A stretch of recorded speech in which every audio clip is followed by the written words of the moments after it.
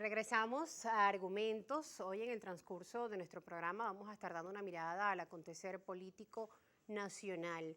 Vamos de inmediato a hacer un contacto vía Zoom con Jesús Eguías, él es analista político, presidente de Datincorp. Han realizado una encuesta en días recientes para dar una mirada, ¿no?, a cuál es el pulso de la población venezolana sobre nuestros políticos. Buenas tardes, bienvenido a Argumentos.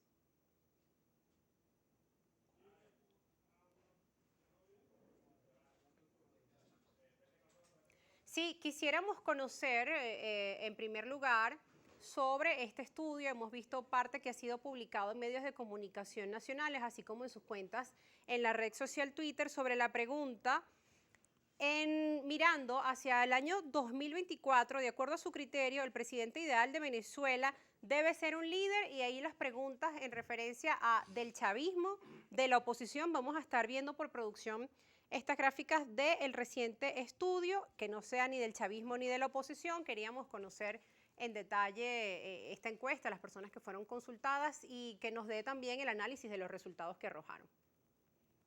Bueno, sí, efectivamente, este es un estudio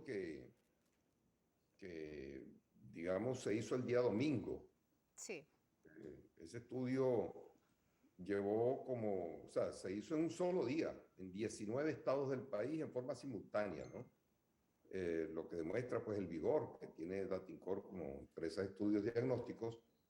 Y este estudio se hizo en tiempo, o sea, dimos resultados en tiempo real con respecto a esas dos preguntas que tienen allí ustedes, Sí. y el país pudo ver eh, el desempeño del trabajo de campo durante todo el día, a través de una herramienta que tenemos nosotros, y donde a través de teléfonos móviles se transmitía la data a la base de datos, y de la base de datos se mandaba directamente a todos los que lo estaban viendo.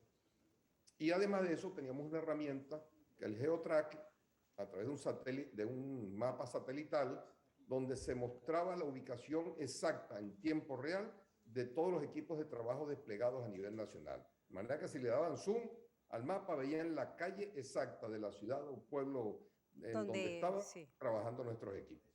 Esto, por supuesto, genera un nivel de confianza óptimo, en vista, pues, de que mucha gente piensa que las encuestas no están bien hechas, que las encuestas son manipuladas, que las encuestas benefician a quien las paga, en fin. Que de paso, la encuesta que hicimos este fin de semana es un estudio en el modo ómnibus, donde están Ok. varios clientes de diferentes tendencias políticas y 1.200 empresarios. electores tengo por acá en este informe, ¿no? 1.200 entrevistas que hicimos, pues, a nivel nacional, y el resultado de esas preguntas las tienen ustedes, donde efectivamente el presidente ideal que quieren los venezolanos a partir del 2024 es alguien que no pertenezca ni al chavismo ni a la oposición. Estamos hablando del 63% de los venezolanos que no quieren ni al chavismo ni a la oposición. Y hay un 14% que prefiere que sea chavista, y hay un 16% que prefiere que sea opositor.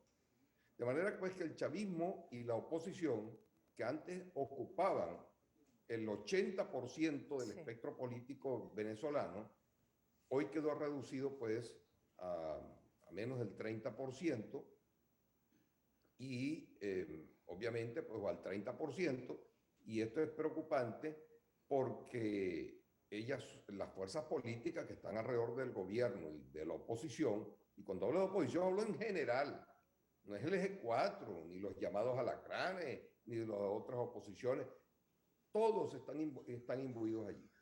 Y obviamente es preocupante porque del lado de esos, de los no alineados, de los que no Sí. están con uno ni con el otro, no hay nada que se presente como una alternativa que llene las expectativas de los venezolanos y genere confianza suficiente. De Pero también manera, nos pues, que habla lo del que... fin de la polarización, ¿no? Vivimos hace unos años atrás una época en que la población estaba en los dos sectores, una población chavista versus una población que en ese entonces pues apoyaba a la MUT. El clima electoral y, bueno, obviamente han cambiado en los últimos años. De hecho, en las elecciones regionales veíamos cómo los electores iban hacia líderes locales o a nuevos partidos políticos, como por ejemplo el caso de Fuerza Vecinal o otros partidos moderados que lograron tener alcaldías, pues que obviamente reflejaban un cambio en el mapa electoral venezolano. Bueno, sí, efectivamente están surgiendo nuevas alternativas, pero que aún no terminan de concretarse, están en proceso. Claro. Es posible que logren una gran fuerza posteriormente, pero por ahora es un campo vacío. Y esto amerita dos lecturas, una de carácter electoral y una de carácter político. La de carácter electoral es que, bueno, muchos dirán, y ya con estas cifras habrá más de uno emocionado diciendo yo voy a ser el representante de todos los independientes y yo soy el candidato de los independientes, pero como él habrá 150 más, ¿no? Que de Aspirando a lo hecho, mismo. en las elecciones del país vecino, casualmente pues se mostró cómo la población eligió un cambio. Ambos candidatos se presentaban también como un cambio, el candidato del TikTok y el candidato Gustavo Petro, que decía bueno, que él representa una alternativa diferente para Colombia. En el caso venezolano vemos que muchas veces los procesos políticos en Latinoamérica se entrelazan o tienen ciertas similitudes. El caso de la pandemia agudizó el tema de las protestas sociales, el descontento de la población bajo gobiernos tanto de derecha como de izquierda. Vimos que la población pues realmente se presentó en protestas sociales en distintos países de nuestro continente, en Chile, en Colombia, en Perú, en Ecuador, en Venezuela. Es decir, quizá en Venezuela no tanto las manifestaciones como veíamos en años pasados, pero sí hay un malestar con la clase política que está dominando. Obvio. Lo de Colombia y lo de Venezuela es el mismo fenómeno. Y es el fenómeno que viene marcando a toda la América Latina desde hace más de 30 años. Y a toda la América, inclusive a los Estados Unidos. Es decir, este es el resultado de una transición de eras históricas donde los políticos son los últimos en el estamento social que están propiciando cambios. No están, los políticos son renuentes a los cambios y lo peor es que los cambios son gratis. Y no hay manera que ellos entiendan que ya se acabó el esquema de paradigmas del siglo pasado.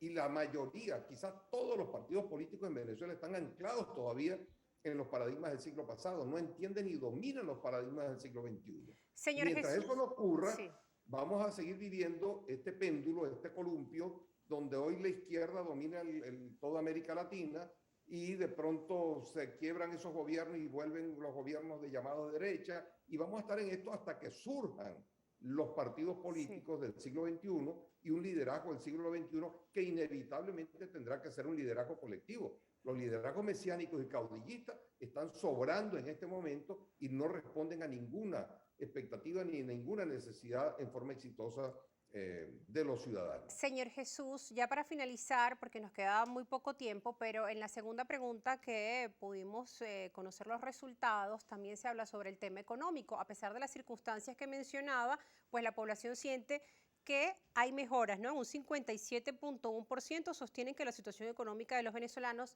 ha venido mejorando poco a poco. Su comentario para cerrar. Bueno, eso demuestra que definitivamente, porque la pregunta concretamente, o sea, la gente percibe que hay una recuperación. Y lo más curioso es que la pregunta que continúa y que no hemos publicado, se le pregunta a la gente, ¿a quién se debe esta mejoría? ¿Al gobierno, a que cambiaron las políticas económicas o a los empresarios y todos los emprendedores que decidieron activarse y pasarle por encima al gobierno y a los políticos? ¿O es una combinación de empresarios con gobierno y políticos? Pues la inmensa mayoría, después diremos cuánto, la inmensa mayoría piensa que este es el resultado de la activación de los empresarios privados venezolanos y de los nuevos emprendedores, que son muchísimos en el país, que decidieron pasarle por encima al gobierno, pasarle por encima a la oposición, a los políticos y activarse porque necesitaban hacerlo, porque no había alternativa, no había esperanza. La única esperanza que se le presenta a la gente que vive en Venezuela es irse del país.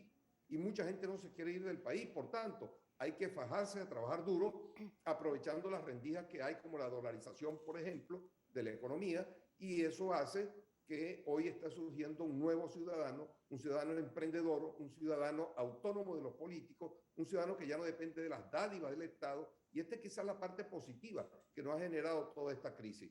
que esta crisis lo que hizo fue sepultar a la Venezuela petrolera, a la Venezuela dependiente de los políticos, y ahora está surgiendo una Venezuela distinta, que ya está definitivamente, va a ser totalmente distinta. No, está en caminos de serlo, y eso es un buen indicio y hace que uno sea optimista de que vamos mejorando poco a poco. Muchas gracias, señor Jesús Seguías. Este análisis que nos ofrecía, sin duda, pues nos muestra una radiografía del sentir de la población venezolana, una muestra de 1.200 personas que se fueron consultadas en el país para conocer sus respuestas en referencia a temas de tipo electoral y también a cómo sienten que ha mejorado su situación económica. Al regreso de la pausa vamos a seguir conversando con Felipe Mujica, secretario general del Movimiento al Socialismo, para analizar esta encuesta, así como otras variables. Vamos a una pausa, recuerden sus comentarios con la etiqueta Argumentos, ya volvemos.